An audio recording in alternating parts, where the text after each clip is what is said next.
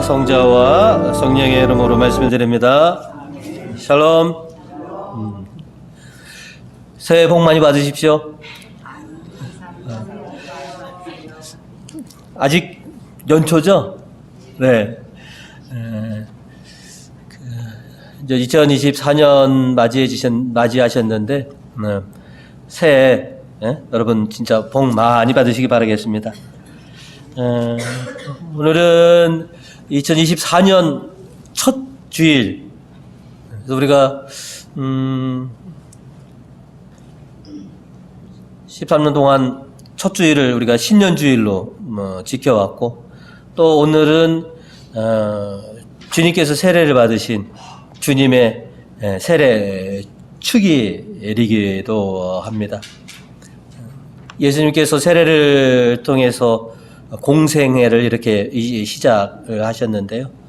우리도 주님의 세례 주기를 지키고 또 신년 주일을 지키면서 올 한 해를 희망차게 열어가시기를 간절히 고대해 봅니다. 오늘은 주님에게서 새 힘과 복을 받아라 라고 하는 제목으로 말씀을 나누고자 합니다. 오늘 말씀을 통해서 저희가 먼저 기억하는 것은 세례는 새로운 탄생과 시작이다 라고 하는 것입니다. 주님의 세례는 주님께서 공생애를 시작하는 역사적인 그런 출발점이셨고, 또 세례를 통해서 완전히 새로운 그런 사역을 시작한, 어떻게 보면 세례는 새로운 탄생이기도 합니다. 2000년 전 세례자 요한은 이스라엘 백성들에게 새 사람이 되어라 라고 촉구하였고, 또 그래서 요르단강에서 세례를 이렇게 베푸셨습니다.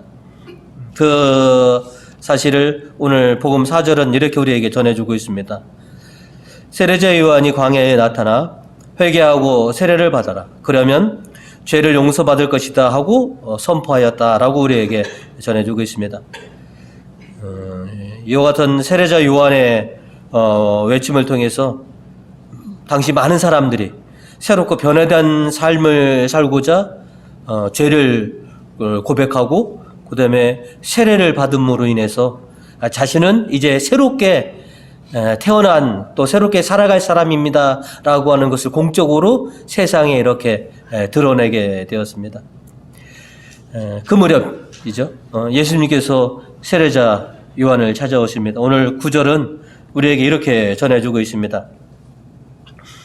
그 무렵 예수께서는 갈릴레아 나자렛에서 요르단강으로 요한을 찾아와 세례를 받으셨다.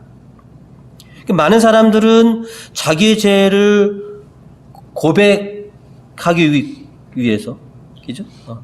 그리고 새 사람이 되겠다라고 하는 그런 하나의 상징적인, 그리고 그것 때문에 이제 봤지만 우리가 아는 것처럼 예수님이 회개할 게 있으신가? 죄가 있으신가? 그건 아니시죠. 그죠? 많은 사람들은 그 세례 받기 전에 자기네 스스로의 죄를 고백하지만, 예수님께서는 죄가 없음에도 불구하고 요한을 찾아와서 세례를 받으신 것이죠. 이와 같이 하신 이유는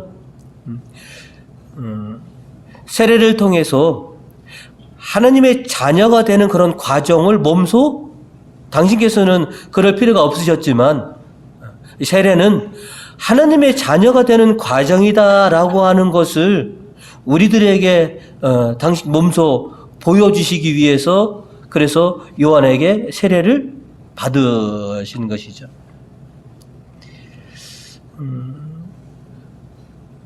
요르단강에서 요한을 통해서 세례를 받고 물 위로 올라오시자 참 놀라운 그런 일들이 일어나게 됩니다.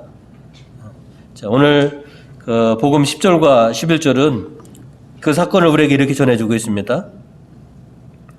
그리고 물에서 올라오실 때 하늘이 갈라지며 성령이 비둘기 모양으로 당신에게 내려오시는 것을 보셨다. 그때 하늘에서 너는 내 사랑하는 아들, 내 마음에 드는 아들이다 하는 소리가 들려왔다. 세례가 하나님의 자녀가 되는 과정이라고 하는 것을 예수님께서 이렇게 몸소 보여주신 거잖아요. 근데 그 세례를 통해서 하나님께서는 예수님이 메시아이다라고, 그리고 당신의 사랑하는 아들이다라고 하는 것을 온 세상에 공포, 선언하게 된 것이죠. 그래서 이때부터 예수님께서는 이 땅의 메시아로서, 구원자로서, 하나님의 아들로서 공생애를 시작하게 된 것이죠. 그래서 세례는 공적으로 이 사람이 누구냐라고 하는 것을 세상에 드러내는 것이죠. 예수님의 세례를 통해 예수님께서 메시아시고 하나님의 아드님이신 것이 공적으로 드러났다면, 우리들도 세례를 받고서 우리가 하나님의 자녀라고 하는 것을 세상에 드러내는 것이죠. 그래서 세례는 몰래 하지 않습니다. 전 공동체가 다 보는 앞에서 공적으로 이 세례를 통해서 이 사람이 하나님의 자녀가 되었다라고 선포되는 것이죠. 그래서 예수님의 세례는 어떻게 보면 당신의 뜻을 따른 사랑하는 아들, 또 이 땅에 오신 메시아를 공적으로 선언하는 그런 사건이 된 것이죠. 저도 제 기억은 없지만 제 부모님에 의해서 제가 유아 세례를 받았고, 여러분들도 다 유아 세례든지 아니면 성인이 되셨을 때 세례를 다 받으셔서 하나님의 자녀가 다 되셨습니다. 우리는 세례를 물과 성령으로, 물로 씻김을 받고 성령으로 우리가 세례를 받았습니다. 우리가 잠깐 더듬어 보면 죄의 고백이나 예식을 제단 앞에서 하고, 그 예식이 끝나면 그죠? 성천으로 우리가 인도를 받아서 성천에서 이제 세례가 베풀어지는데요. 가장 결정적인 것은 우리는 성부와 성자와 성령의 이름으로 하나님의 자녀다라고 이렇게 새롭게 태어나고, 또 감사하게도 하나님께서 영적 이름을 우리에게 지어주셔서 이제는 세상의 이름보다는 하나님이 붙여주신 영적인 이름으로 우리가 살아가게 되는 그런 은혜의 순간들을 우리가 다 맞이했습니다. 그래서 세례라고 하는 것은 하나님의 자녀로서의 새 출발, 새로운 삶을 우리가 살아가는 것이고, 또 우리가 매주에 여러분이 성당에 들어오셔서 성수를 찍으면서 기도하실 때마다 세례의 은총을 기억한다는 것은 오늘도 내가 새로운 탄생을, 새로 태어나는 그런 은혜 속에서 내가 살아가겠습니다 라고 하는 그런 신앙을 가지고 우리가 성수를 바르는 것이죠. 참으로 1년에 52주 중에서 저희가 첫 번째 주일이지 않습니까? 그래서 그 첫 주일을 우리가 신년주일로 지켰는데, 주님의 세례 축일이 이제 공생애를 시작하는 그 사건인 것처럼, 그래서 굉장히 올해를 시작하는 우리들에게 그러니까 새롭고 변화된 그런 새해를 우리가 시작할 수 있는 그런 좋은 그런 출발점이 아닌가 싶습니다. 이제 지난 31일 날 마지막, 그죠? 23년도 마지막 미사를 지내면서 우리가 옛날 것, 그 다음에 묵었던 것들을 이렇게 씻어냈는데, 주님의 세례 주기, 그리고 이제 처음으로 시작하기 때문에, 첫 주일을 우리가 맞이하기 때문에, 지난날의 나의 그런 오점들, 잘못들, 이런 걸 다 이제 뒤로 하고, 내가 주님의 이름으로 또 오늘 새롭게 태어나서 새로운 한 해를 열어가게 되었구나라고 하는 것에 우리가 감사를 드리고, 그래서 24년도 새롭고 변화된 그런 한 해를 열어갈 수 있는 우리 교우님들 되시기를 주님의 이름으로 축원드립니다. 오늘 말씀을 통해서 저희가 두 번째로 기억할 것은 주님 마음에 드는 자녀로 살자라고 하는 것입니다. 지난 일주일 동안 가장 많이 한 인사가 새해 복 많이 받으십시오. 그럼 여러분이 주시는 복인가요? 새해 복 많이 받아라 그러면 내가 좀 주면 좋잖아요. 근데 이 복은 내가 주는 복은 있습니까? 내가 주는 복이 아니라 하느님께서 복을 주실 건데 내가 하느님께 당신에게 복을 주도록 내가 빌어드릴게 라고 하는 것이 내가 가지고 있는 것을 주는 복은 절대 아니라는 것이죠. 하느님한테 내가 하느님께 당신에게 복을 좀 많이 내리도록 내가 그렇게 빌게 라고 하는 인사죠. 복의 근원은 하느님이신 거죠. 그래서 하느님께서 2024년 또 얼마나 많은 복을 여러분에게 우리 각자에게 내려주실지 우리 좀 기대도 해보고 또 작년보다는 더 많은 복을 좀 받기를 원하는 그런 마음. 그래서 복의 근원이신 하느님, 새해에 내가 복 많이 받으려면 어떻게 해야 되느냐? 하느님의 사랑과 하느님의 마음에 드는 삶을 살면 저절로 하느님께서 내가 청하기도 전에 많은 복들을 우리에게 내려주실 거다라고 하는 것이죠.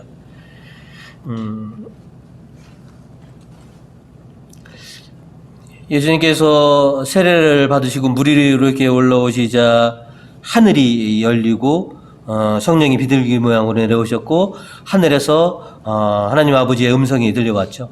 11절을 우리가 다시 한번 보시면 그때 하늘에서 너는 내 사랑하는 아들 내 마음에 드는 아들이다 라고 하는 소리가 이렇게 들려왔는데요.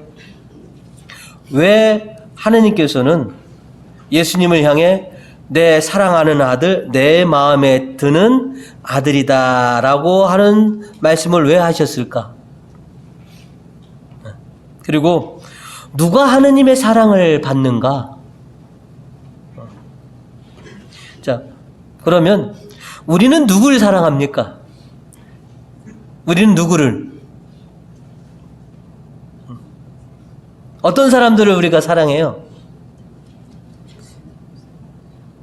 예수님 이거 떠나서 우리 생활 속에서 우리가 어떤 사람들을 사랑하냐는 것이죠. 자식을 다 사랑해요?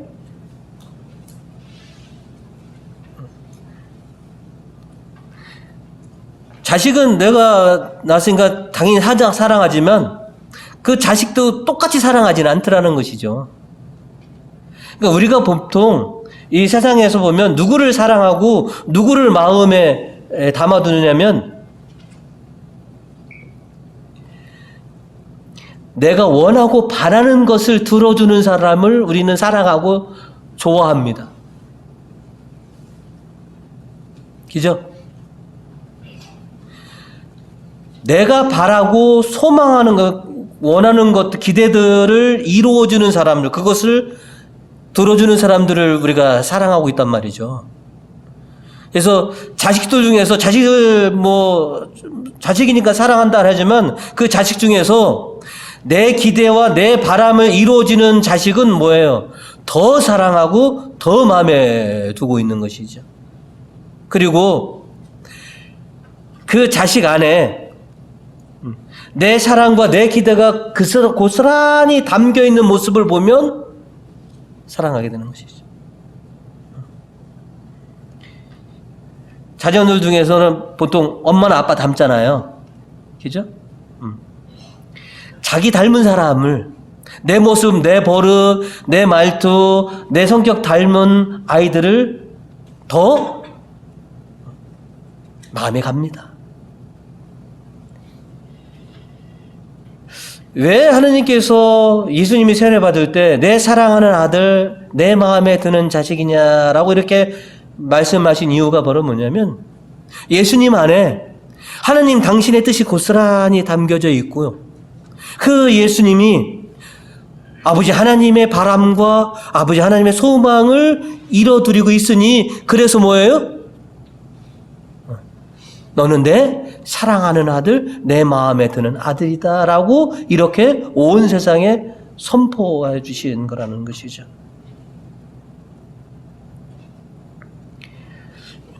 예수님이 죄를 짓지 않으셨기 때문에 세례를 받으실 필요도 없으십니다. 그죠? 그런데 이처럼 세례자 요한에게 세례를 받으신 것은 예수님이 당신의 주장, 당신의 뜻과 당신의 의지를 내려놓고 그저 아버지가 바라시는 대로, 우리가 유명한 그 예수님의 말씀 있지 않습니까? 아버지 제 뜻대로 마옵시고 아버지 뜻대로 하옵소서라고 하는 그 마음이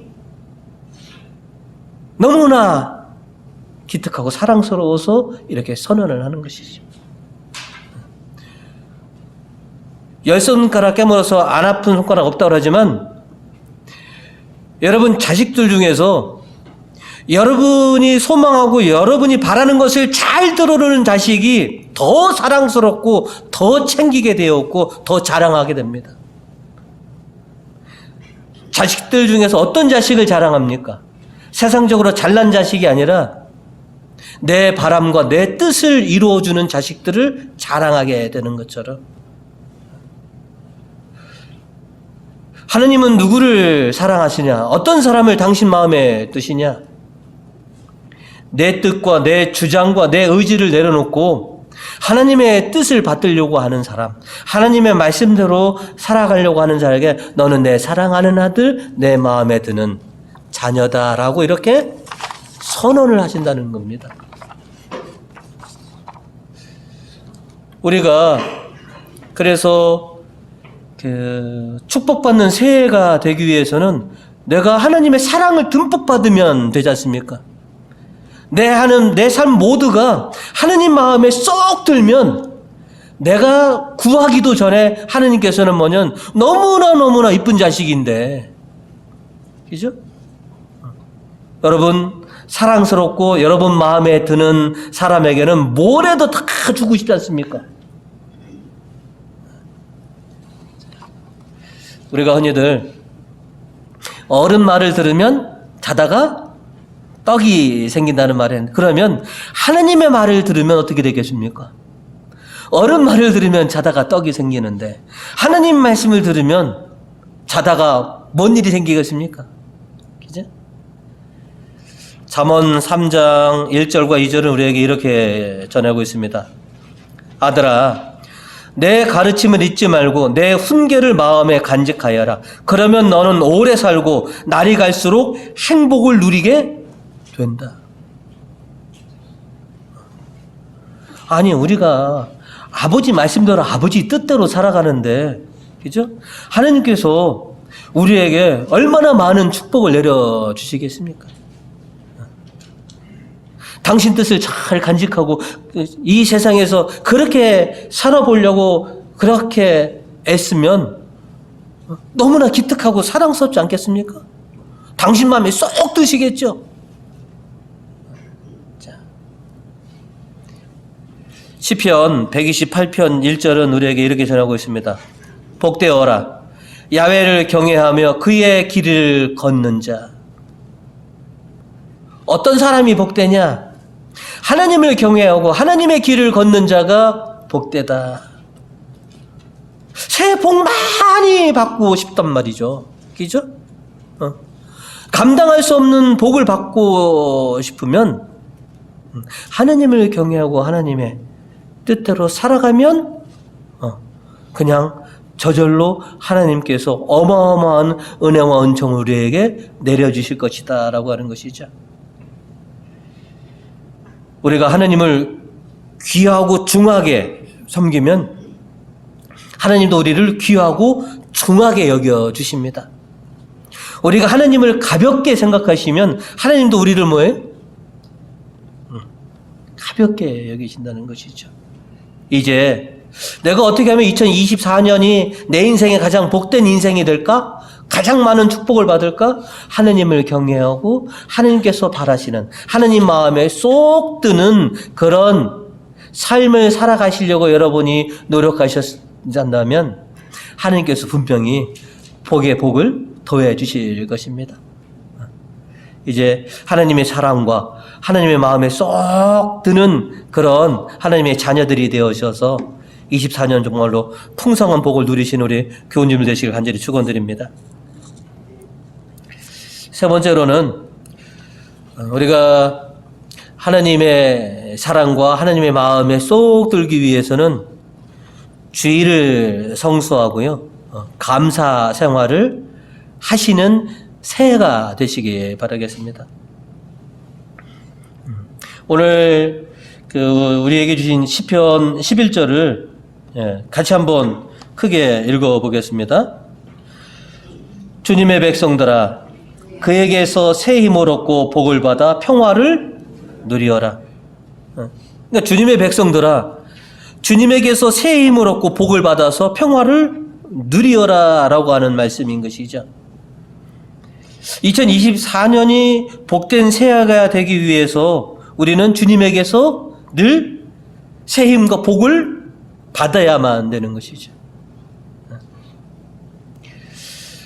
흔히들 인생을 가리켜서 산전수전, 어떤 분들은 공준전을 다 겪으며 살아간다라고들 하시지만, 산전수전, 공준전을 치르는 그런 상황이 있더라도 주님에게서 새 힘을 얻으면 평화와 은총을 우리가 누릴 수 있다라고 하는 것이죠. 세상에 평탄한 인생이 어디 있습니까? 아무 일 없는 인생이 어디 있겠습니까? 다 굴곡이 있으시죠. 그죠? 참 여러 사건들을 만나고 참 힘든 삶을 살아가게 될 것이지만, 그때마다 주님에게서 새 힘을 얻으면 능히 우리가 그 어려움을 이겨내고 정말로 기쁨과 평화와 행복을 우리가 누릴 수 있다라고 하는 것이죠.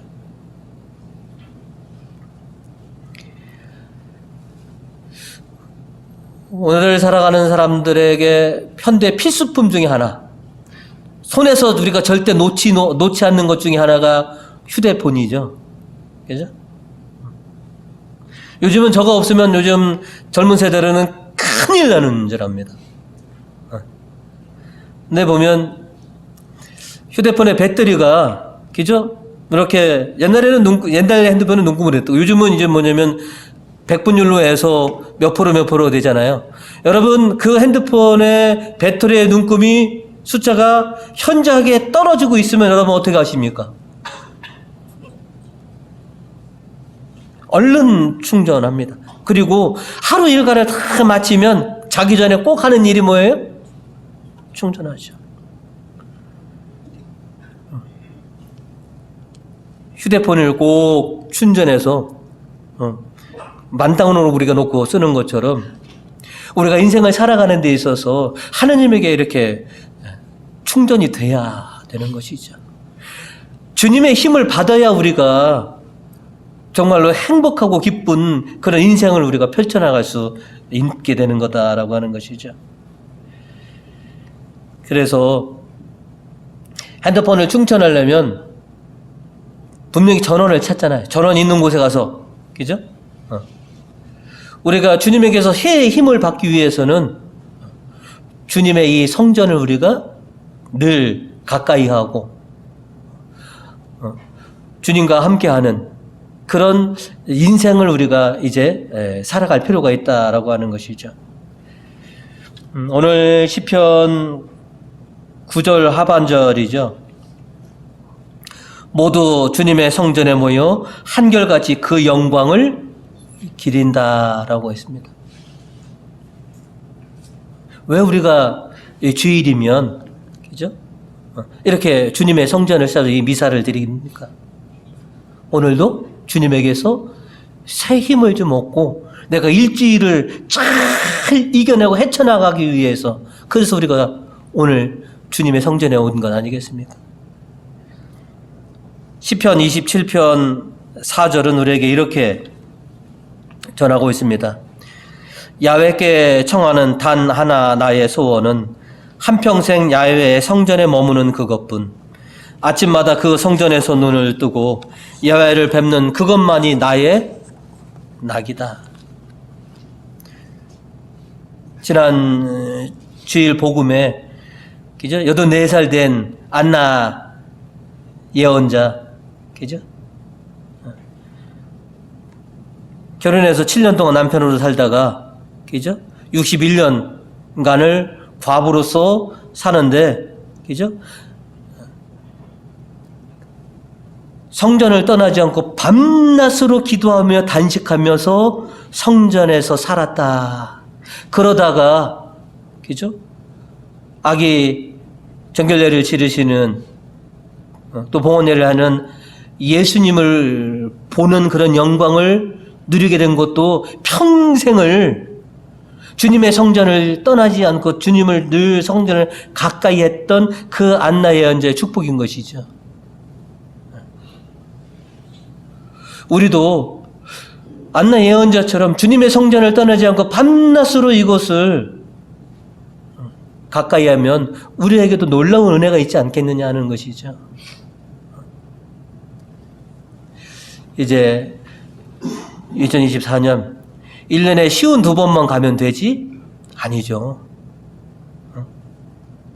내가 새 힘을 얻으려면 그죠? 2004년을 내가 정말로 활력 넘치고 더 복되게 하시려면 더 주님의 성전을 우리는 문지방도 없지 않습니까? 우리 성당에는 그죠? 이 성덕 문턱 넘는 게 이 미신자들에게 가장 어려운 중에 하나인데 여러분은 그냥 내 집이지 않습니까? 아버지 집이지 않습니까? 주님의 집을 아버지 성전을 매일같이 그렇게 방문하시는 그런 영광들을 여러분이 누리시기를 간절히 바라겠습니다. 그리고 마지막으로 주님의 마음에 들기 위해서 주님의 사랑받기 위해서 11조 생활을 하시고 감사회 생활을 하시는 우리 교우님들이 되시기 바라겠습니다. 시편 50편 23절은 우리에게 이렇게 전해주고 있습니다.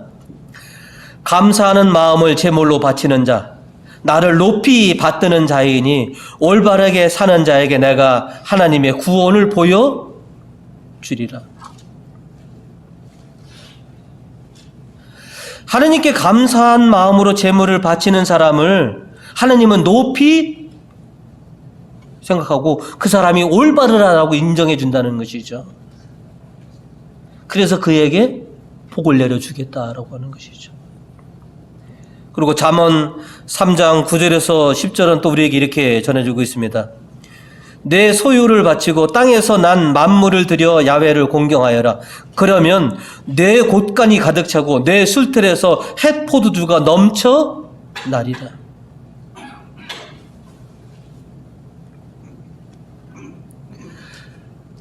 하나님께 감사의 제물을 드려봐라. 하나님께서 내 곳간을 채워줄 것이다.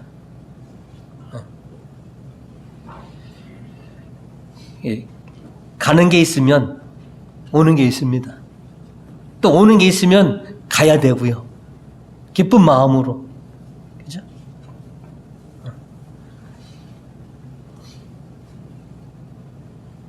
우리가 24년도 정말로 주님에게 드릴 걸 주님에게 돌려드리고 또 내가 감사한 마음으로 주님께 예물을 바치는 그런 생활을 통해서 하나님께서 나를 이쁘게 봐주시고 당신 마음에 드시면 그죠? 내 창고에 정말로 풍성하다는 것이죠. 우리는 셈을 따져서 비슷하게 됩니다. 누가 나에게 얼마를 주면 나도 그만큼 합니다. 근데 하나님은 그렇지 않습니다. 내가 하나님에게 얼마를 바치면 하나님은 거기에다가 뭐예요? 10배, 30배, 100배로 갚아주시는 분이 하나님이십니다.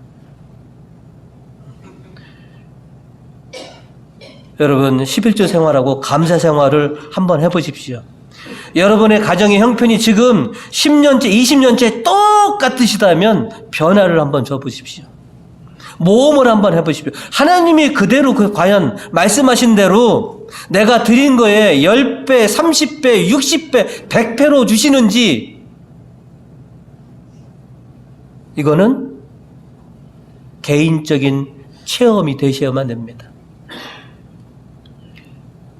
내가 지금 이만큼 드리고 있는데 이만큼을 드리면 내가 이만큼은 손해가 아닐까? 내 형편이 어려워질까? 한번 해보십시오. 우리가 그렇지만 부모가 자녀들의 형편이 어렵게 살아가는 것만큼 싫은 게 없습니다. 하나님이 내가 드리는 것을 통해서 내가 어렵고 더 형편이 쪼들린다 그러면 아예 내지 말아라 하실 뿐이지, 핑계입니다.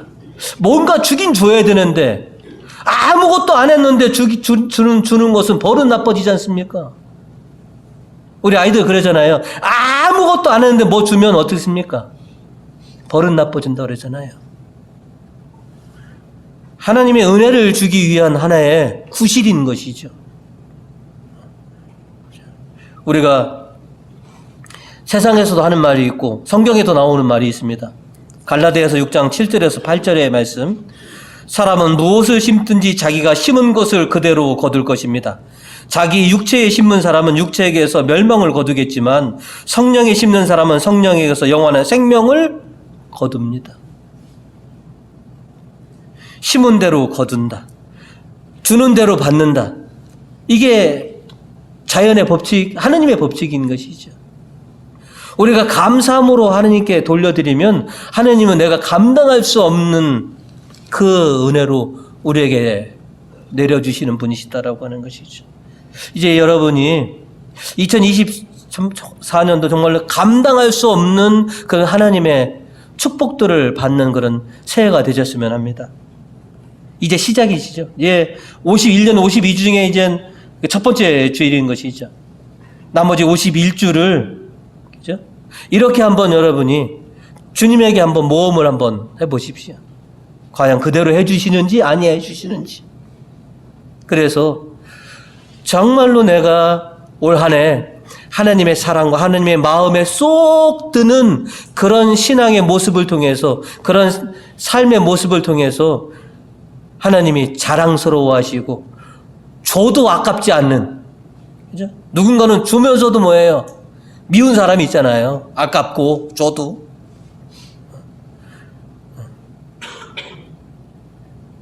영원한 것을 여러분에게 주셔도 전혀 아깝지 않는 주님의 사랑과 또 이쁨 받는 우리 교우님들, 그리고 주님께서 우리에게 주신 영적 이름 있지 않습니까? 그 이름값 하는 거. 지난주 총사제라고 해서 8교회를 돌아다니니까 그 이름값 하느냐고. 주님께서 우리에게 새 이름 주셨지 않습니까?